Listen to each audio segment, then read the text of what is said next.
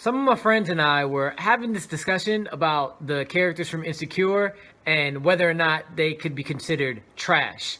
My initial thoughts were that Lawrence, you trash, fam. Daniel, you trash, fam. Ooh.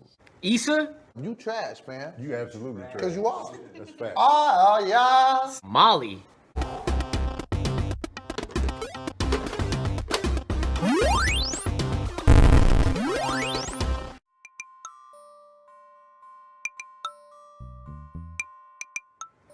What up, family? It's your boy Amaru back with another review, and this time I'm here with my final thoughts on the entirety of season 3 of Insecure. One reason that Insecure has been so successful is that it allows us to have these conversations about things that are happening to us in our regular everyday lives. The black community can especially relate because the writers do a phenomenal job of putting the cast into experiences that are very unique to us. They look directly into the eyes of the network that gives us Game of Thrones and Girls and says, I'm black, y'all, and I'm black, y'all, and I'm blacker than black, and I'm black, y'all.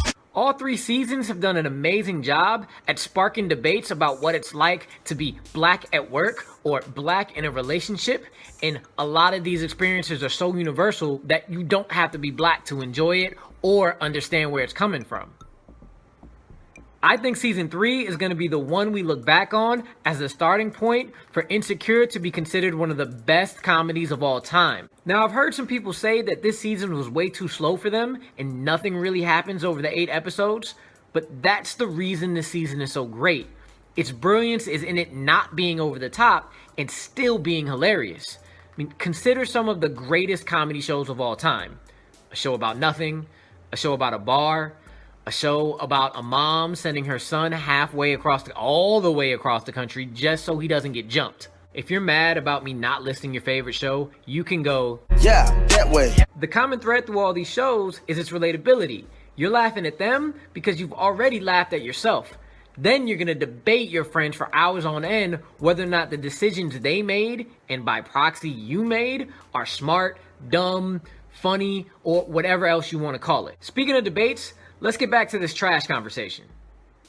After, let's say, 150 messages of a very heated group chat about the intensity of dumpster fire each of these characters are, I came to the conclusion that none of them are trash, they just make trash-ass decisions. So to finish off this video, I want to rank Season 3's characters and the decisions they made from small little bathroom trash can to city dump. And to start off, I'm going with Kelly and Chad. Not today. Kelly is one of the only non-trash characters and is consistently the most hilarious season after season. Combine that with Natasha Rothwell's acting and the fact that she's one of Insecure's top writers, and you get the definition of scene stealer. Chad, we know he's trash. We accept he's trash and don't care because he's 100% always real and always himself. Plus, you keep him around because you look at him and say, that's exactly who I don't want to be, but that's exactly who I want next to me if some stuff goes down. Next up, surprisingly, is Issa. Now, I know if this was season 1 or 2, she'd be at the top of the list as complete and utter rubbish. But in season 3, she had a character arc. She was hit with hard choice after hard choice, and she was an adult. She made good choices. I know there were plenty of people screaming at the TV during that last scene of the last episode when the blue-eyed devil was giving her those puppy eyes. And when she turned around and walked into her apartment. Then there's Lawrence. For a couple episodes there, the entirety of Best Buy Blue Shirt Nation was yelling at him like Ghost yelled at Sean. We thought he was gonna go back. Don't go back. But then he got some fatherly advice. Stayed strong. Daniel. After 3 episodes of completely horrible decisions, once Issa left, my man was ghost for the rest of the season like. Speaking of ghosts. With piercing blue. Wait, I used that one already. Nathan. I know you've been through a lot this season. After Hurricane Harvey, you moved to LA just to get beat up in a lift? It's a lot to go through. But a whole month, bruh? Not even a text? Not even a I'm good? Nothing? Man, even with all that, nothing says trash like Molly. She just kept shooting herself in the foot over. Oh my God. They shot me in my bunion, man. And over. Take your best shot.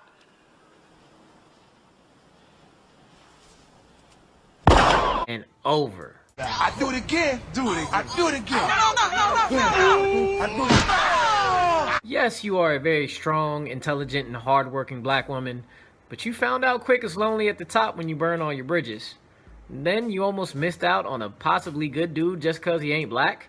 And then you almost missed out on him again because you couldn't take getting called out on your stuff after you called him out on his. Thank God for Issa. I just said thank God for Issa.